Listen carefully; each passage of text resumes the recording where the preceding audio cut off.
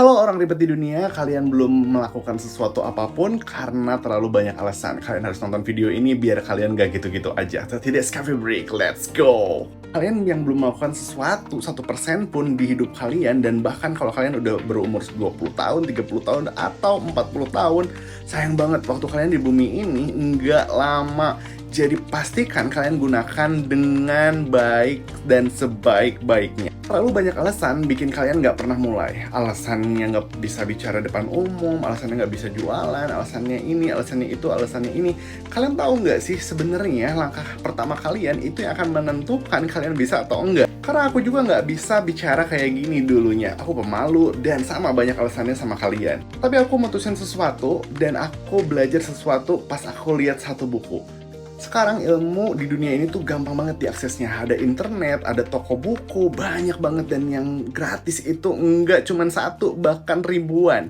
Keterlaluan kalau kalian enggak bergerak sedikit pun dan belajar. Kalian harus tahu, buku ini berisi ilmu yang banyak banget. Lihat di sini, namanya adalah Public Speaking 101.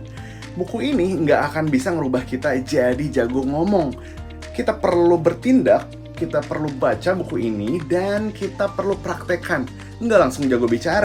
Setiap hari perlu belajar untuk bicara 1 menit, 30 detik, 10 detik. Kita latih terus sampai kita nanti bisa lancar bicara. Tapi intinya kalian harus mulai dulu, bergerak dulu, langkahkan kaki kalian. Karena kalau nggak pernah ada langkah pertama, nggak akan ada langkah-langkah berikutnya. Segera bertobat dan lakukan tindakan kalian.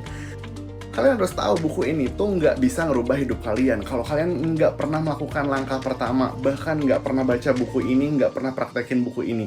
Karena buku ini hanya benda mati. Kita yang bisa mengolah buku ini menjadi suatu skill dalam kehidupan kita. Dan itu yang akan jadi langkah pertama untuk loncat ke langkah-langkah berikutnya.